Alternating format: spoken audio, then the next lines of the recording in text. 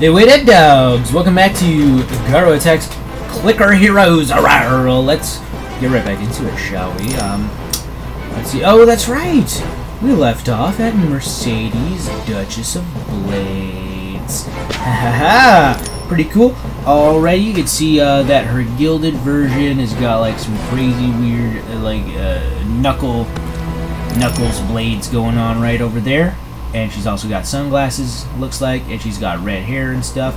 I'm pretty sure, and a yellow shirt. Pretty sure all of that is just like color swapped to become springtime.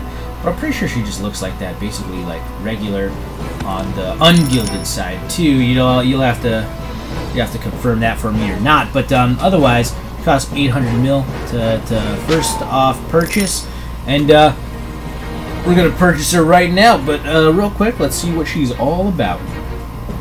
The best warriors are flocking to you for a chance to participate in this madness we call an adventure.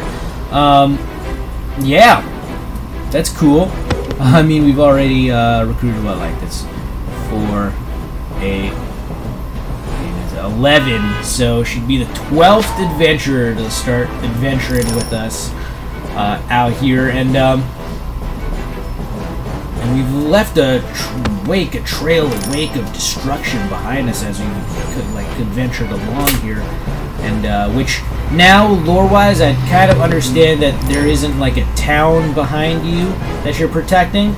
You're just on an adventure, and like we're in the caverns right now. We're just like on an ongoing trek across the terrain, and sometimes there's towns that we come by, but really we have no hometown. We're adventurers. Okay, and now the fucking Sid the Helper Adventurers monuments sort of make sense now, because instead of destroying the entire town behind us to make room for all the monuments we've been having, we've basically just been leaving monuments in our wake as we travel along here. Monuments in my honor, of course. Probably it's just a giant fucking rainbow finger being like, yo, this is my clicking finger. Don't you dare fuck with me. So that's what it is, and everyone like comes across these monuments and they're like, oh, that's Garo, the Great Clicker.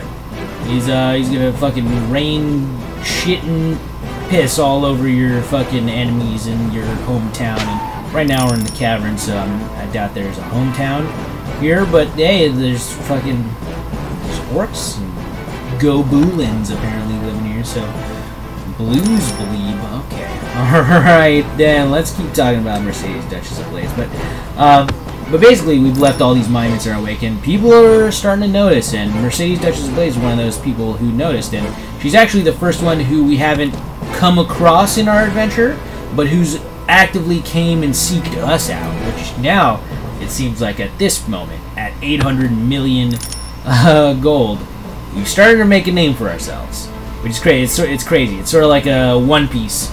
It's sort of like a One Piece,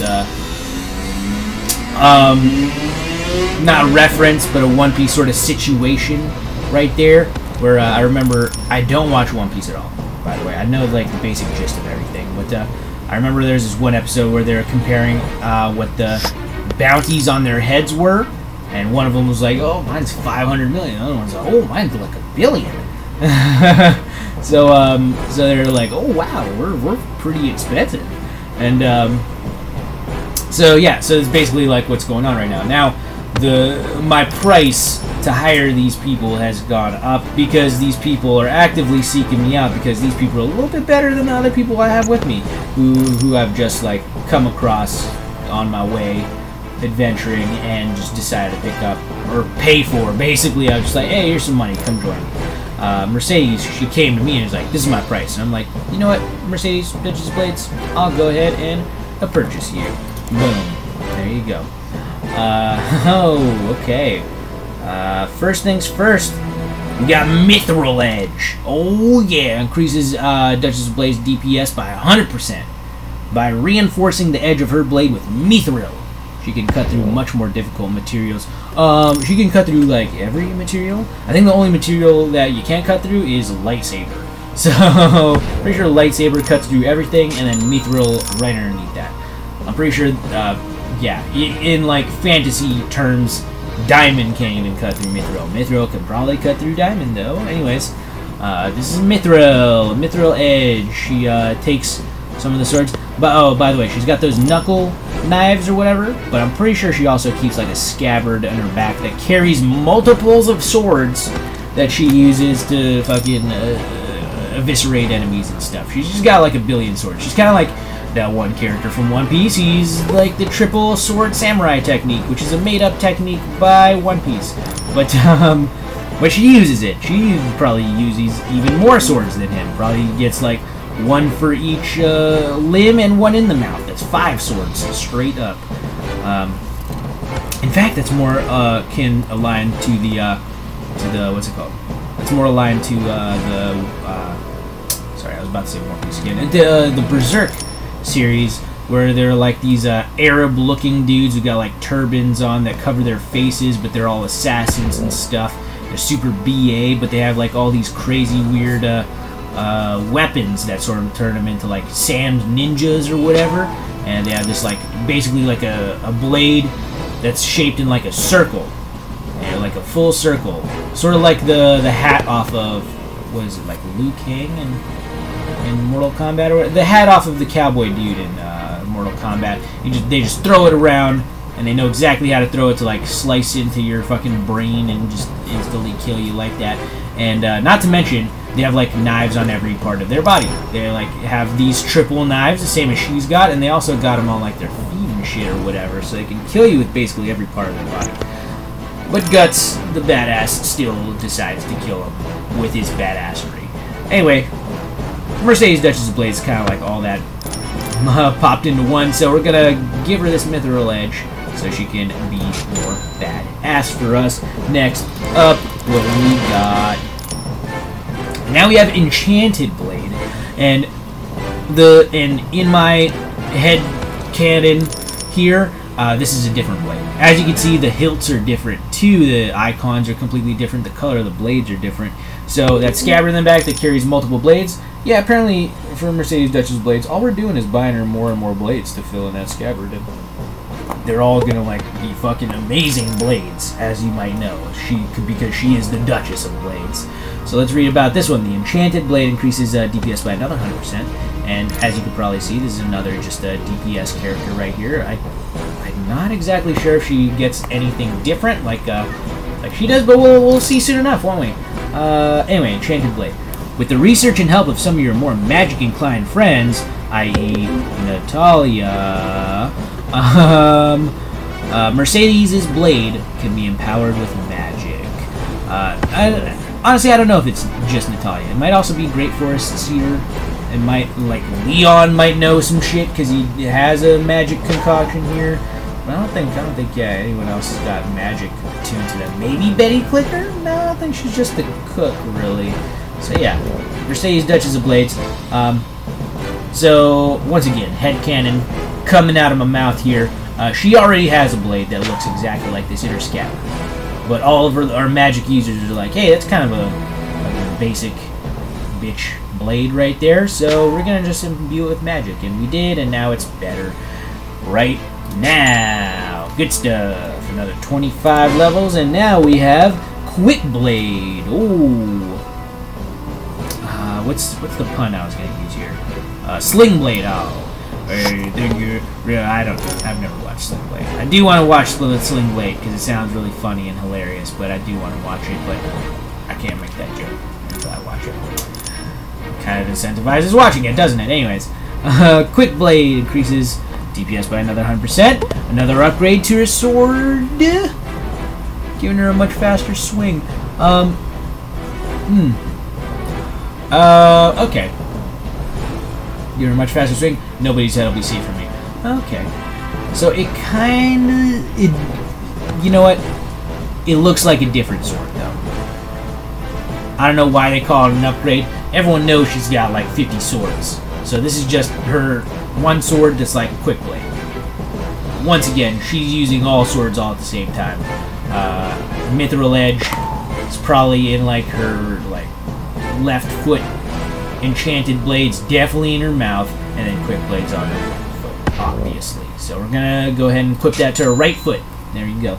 And sorry, another 25 levels gives us level 75, and this is Blessed Sword. Oh, it's not super badass, but look at that. It does 150% DPS. And it says, my sword. She's already historic. If she receives a blessing from the gods, I'll have to give her a name. I guess that name is Blessed Sword?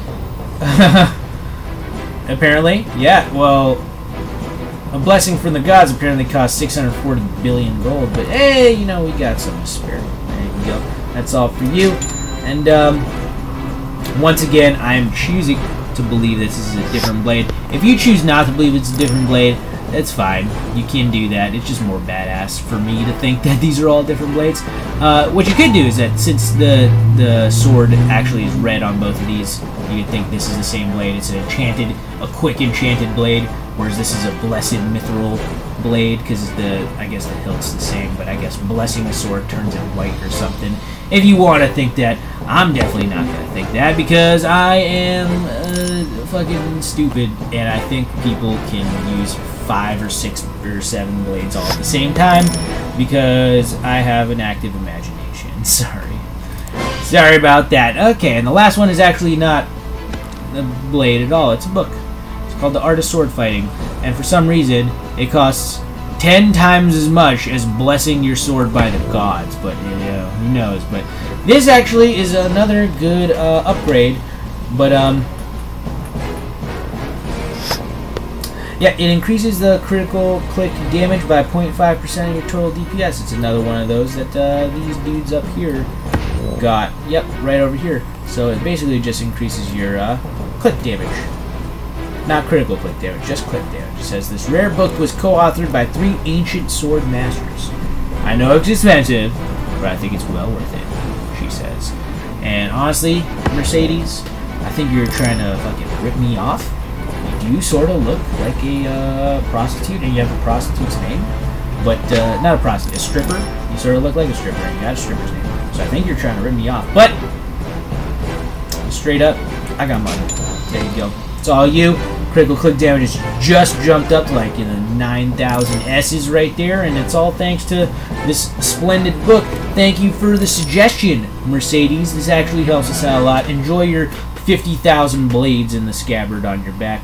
I can't wait for people to start drawing the headcanon of that, because that would be super awesome if they did. I doubt they will, but it'd still be super awesome. Otherwise, yeah, that's Mercedes Duchess of Blades. He's basically hanging out, in my opinion, right next to Alexa Assassin. He's doing all of her close-eyed, poison-bladed, invisible strikes on the most damaging part of the enemy. And Mercedes just like, you know what? You don't have to do that much work. You just gotta pick the right blade. So she's got, let's say, her like mithril edge she pulls out because the treasure chest is like made out of metal and stuff. She needs to cut through the metal. And next up is the mud ball. Enchanted blade will just turn this mud ball into actual mud. It doesn't even exist anymore in the sentient sense. Next up, Beelzebub, obviously super fast, flighty, so she's got to pull out the quick blade to get a hit in on this one. And obviously the Fungus is an evil enemy, so we use the Blessed Sword to kill it. So there you go. So she's got a sword for every purpose, and Alexa Assassin chooses to instead be a specialist. And we love both of them for who they are. They don't need to compete in our eyes. But next time around, we're going to be talking about Bobby the Bounty Hunter. Obviously, there's a little bit of punniness going on here. I'm going to see if you guys notice it before the next episode. But I'm pretty sure you'll understand what it is. And it's also fun for me to reveal it in the next episode. So that'll be cool to do for you guys next time on Garo Attacks Clicker Heroes. Real quick, just want to see. We're at 50. Okay. Well, now I don't have to worry about rubies anymore. We can just be like, oh, I'm done with this section. Let's fucking quick ascend. Anyways, like, subscribe, comment if you're enjoying the series so far. I know I am, and I'll catch you guys in the next episode. Peace out.